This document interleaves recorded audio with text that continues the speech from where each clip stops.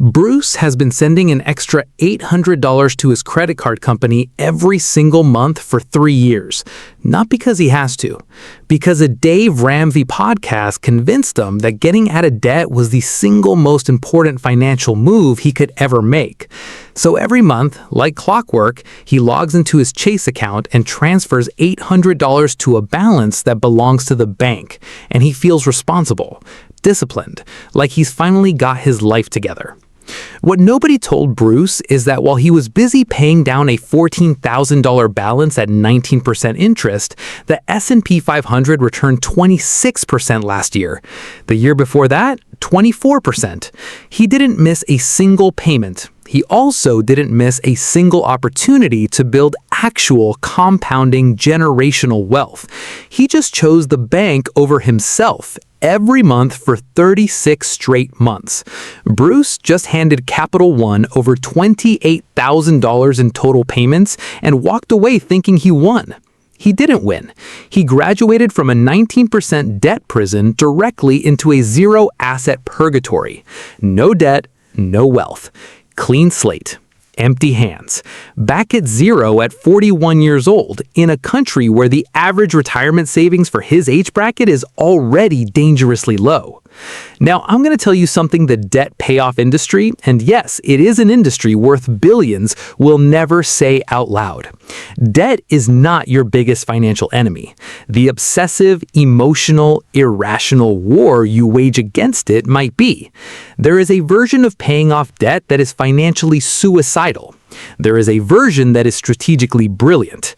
Most people, and I mean the overwhelming majority of middle-class American earners, are doing the suicidal version and calling it discipline. By the time this video ends, you will understand exactly why. You will know what JP Morgan and Bank of America understand about your money that you don't. You will have a precise, executable framework for deciding when paying debt is destruction and when it's strategy.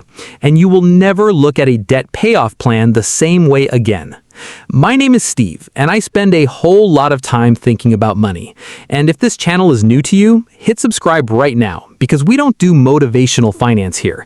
We do forensic finance. And drop a comment below. Tell me exactly how much debt you're carrying, what type, and whether you've been attacking it aggressively. I want to know your situation. Your comment might literally save somebody else's financial life. Here's what nobody is teaching in the debt payoff space. Every dollar has exactly one job. 1. You decide what that job is.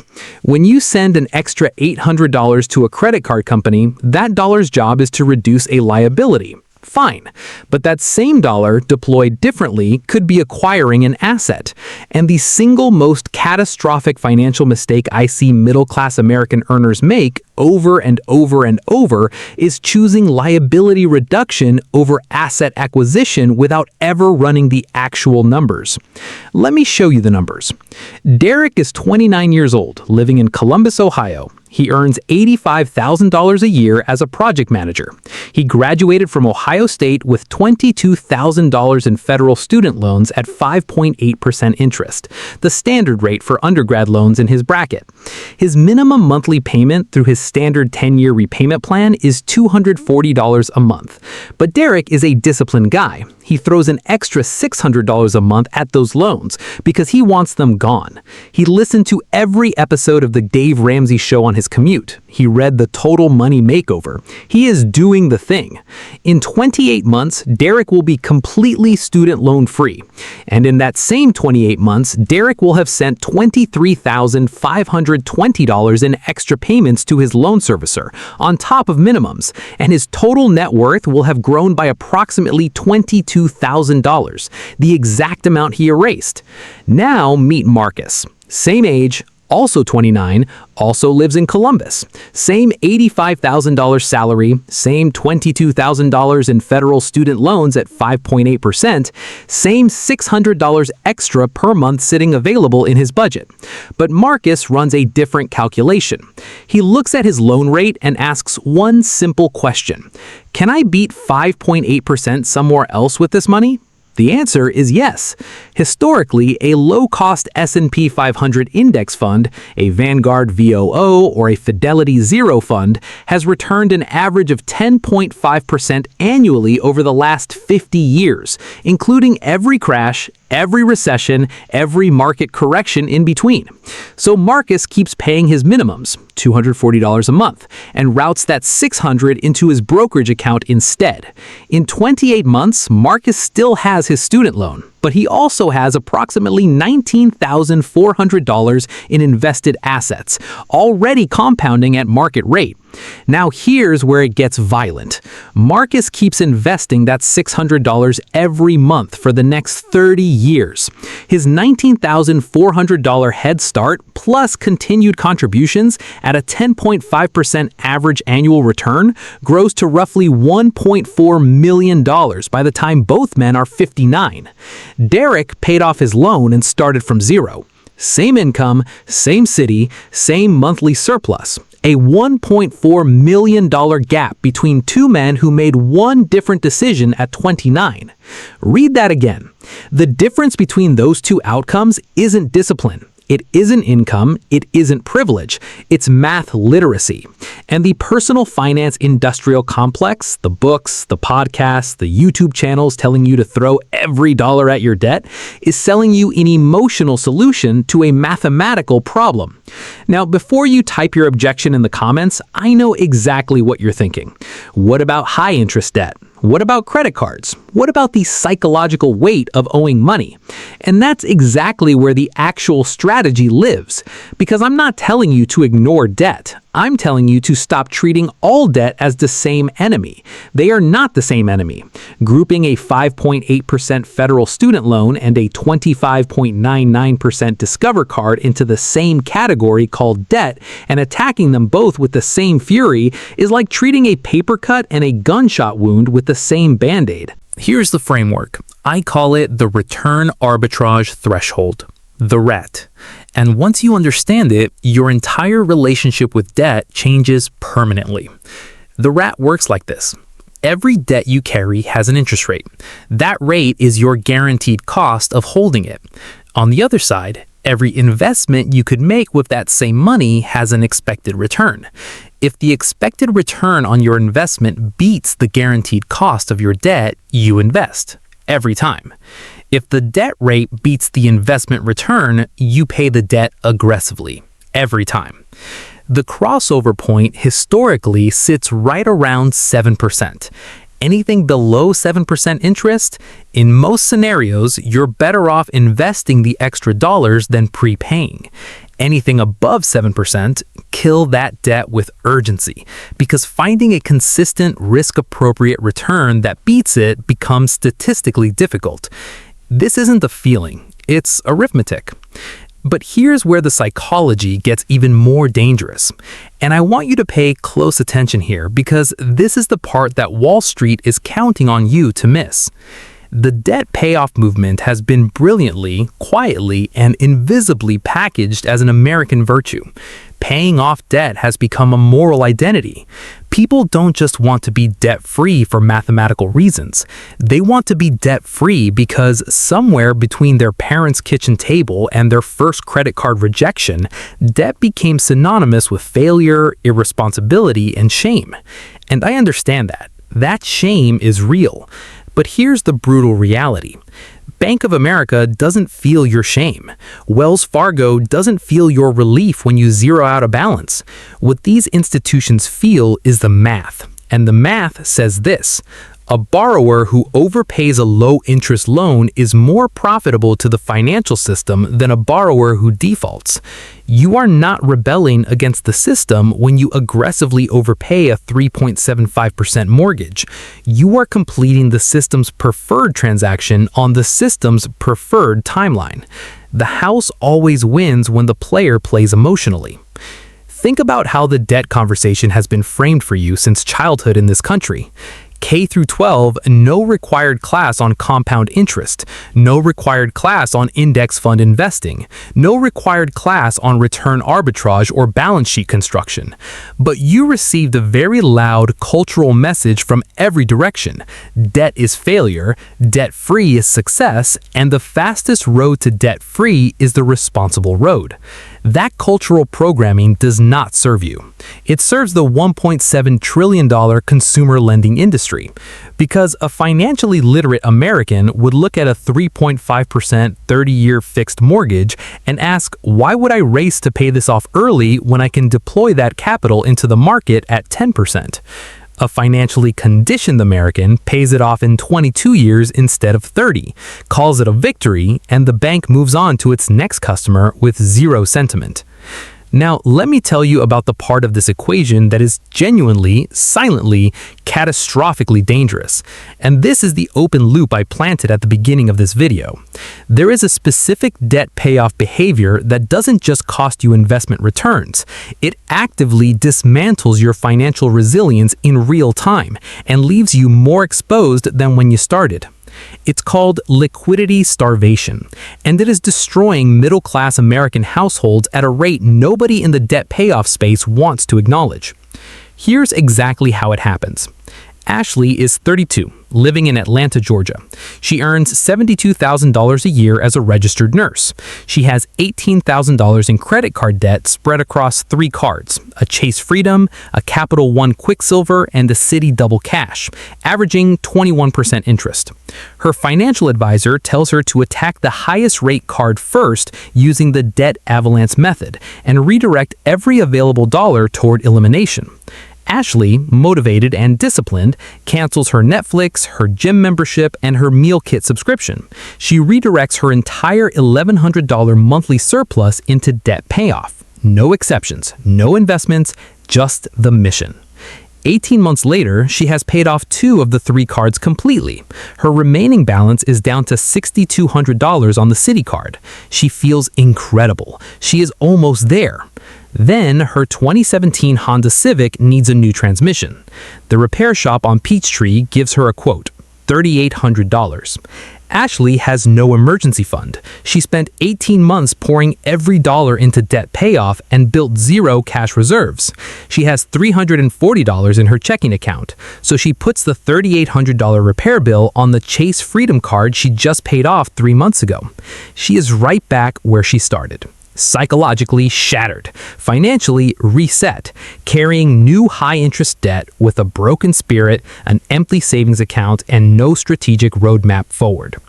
This is not a rare story. This is the most statistically common story in American personal finance that the debt payoff culture refuses to confront, because the framework that tells you to attack debt with every available dollar does not build emergency liquidity alongside the payoff plan.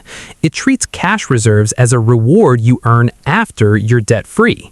That is backwards. Liquidity is not a reward. Liquidity is armor. And you put the armor on before the battle, not after you've already taken the hit. So here is what the actual strategic framework looks like. Write this down. Before you send a single extra dollar to any debt beyond the minimum payment, you need $2,000 sitting in a high-yield savings account, a Marcus by Goldman Sachs, an Ally Bank, a SoFi account earning 4% or better right now as a non-negotiable starter buffer. This is not your full emergency fund. This is a financial shock absorber. It is the difference between a $1,200 car repair being an inconvenience and being a catastrophe that resets your entire progress. While you build that buffer, you pay minimums on everything. Every surplus dollar feeds the buffer first, no exceptions. Once the $2,000 buffer is funded, you run the rat on every debt in your life. Open a spreadsheet. List every debt you carry: student loans, car loans, credit cards, personal loans, medical debt, everything. Write the interest rate next to each one. Draw a hard line at 7%.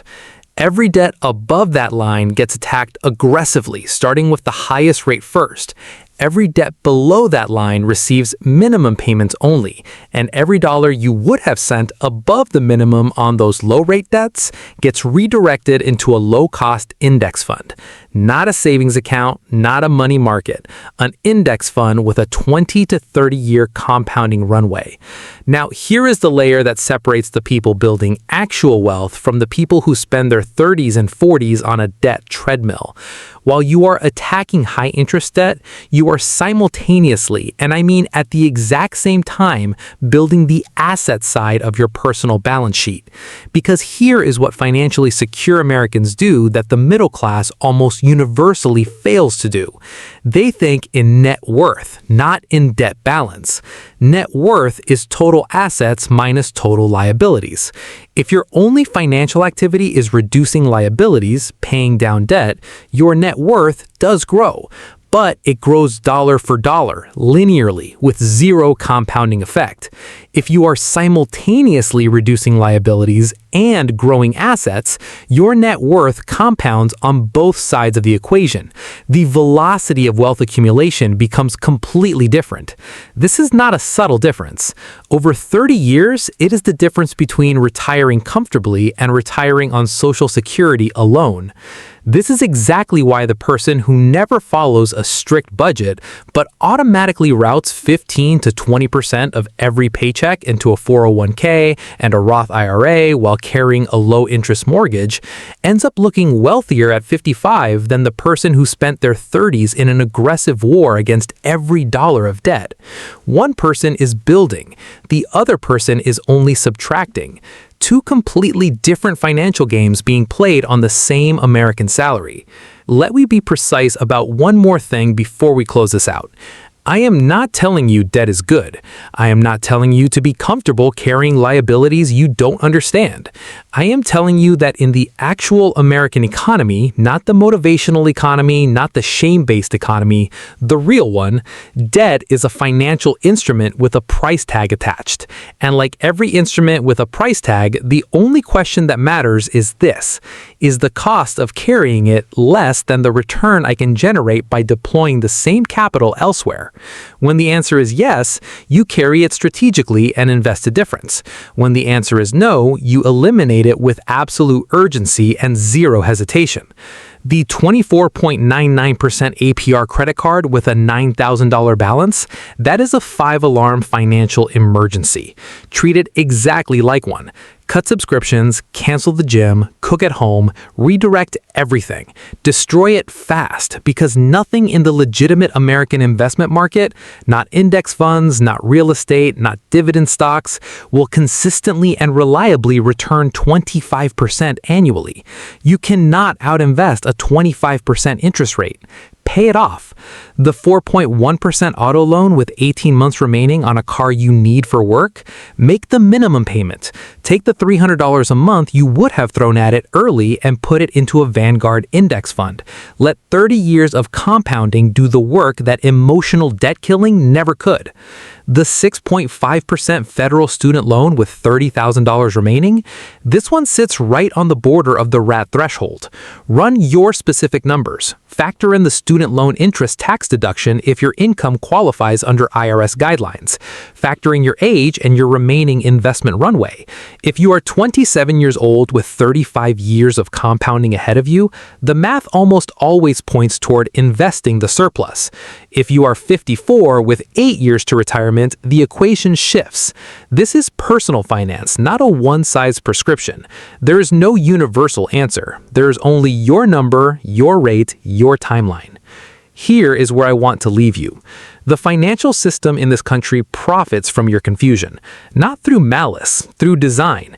The debt payoff narrative keeps you emotionally occupied, morally self-satisfied, and financially stagnant for the years that matter most for compounding. You feel like you're winning, while your asset-building decade evaporates one extra payment at a time. Bruce felt like he was winning for 3 years. He was losing a compounding war against himself and didn't have the math to see it. The people quietly building real wealth in America are not the ones with the most debt or the least debt. They are the ones who understand exactly what every dollar costs them and exactly what every dollar could earn them. They do not make financial decisions in response to shame or social pressure. They make them with a spreadsheet, a rate comparison, and a 30-year horizon. Run the rat on every debt you carry this week. Not next month, this week. Open a spreadsheet tonight, write down every balance, every rate. Draw the line at 7%. Look at what's above it and what's below it. Then act accordingly. I promise you, what you discover about your own money will be uncomfortable. It will also be the most financially clarifying moment you've had in years. Stop paying the interest on your financial ignorance. Start charging interest on your own capital. That's the game. Now go play it like you understand the rules. If you got something from this video, hit the subscribe button right now and I'll see you in the next one.